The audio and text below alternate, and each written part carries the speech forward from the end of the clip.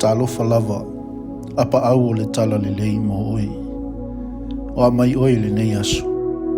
Whatalofa atu I lo tatou ainga le nei fo I aso fou mai le li. O le amatanga o le vai aso fou. O le amatanga o le masina fou. O whaopopoina mai pē le tua aso le lei o le olanga. Mo la tatou fo launga. O le mea lea. Ia tatou whaamanuina I pēa lona suafa pa ia. O lona alofa tu noa ma lona angalelei. O toi momoli manuia mai ailo o tau soifua. Whapea fo isi o mātou ola vai vai. Ile nei vai aso fou o a mātalia. Li ia lona suafa I whaavavau. E iei taimi o leolanga e o mai ainilu I tau e te le I mawhawhawinga. Mai te tau ona whetu na I muni ao I lau whaatau. Ina ia vea ma whaamanuianga muli muliani. Aisea, au au lo whaamanatu mai e le apostolo Paulo.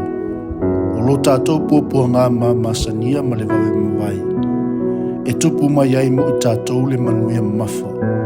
E matua silisili e se lava ma le whaavavau. O le whaamanatu mo I tātou le nei asu. Whe mai le tala le thionga le tua I le Tanielu. Lua whai upa losu martasi. O ia fo'ina te li ua tausanga matau. E ave se ina e ia o tupu. E tofia fo'i e ia o tupu. E fo'a ina mai e ia le poto I e poto. Ma le malamalama I e o iloa le mawhawhau. A whialu whale ni lu tau o le nei asu. Ia whai mālulu whaiwa. Awane I popole I tātou se me tas. A ia whailo ato tātou manao I mea le lei umalawa I le atua.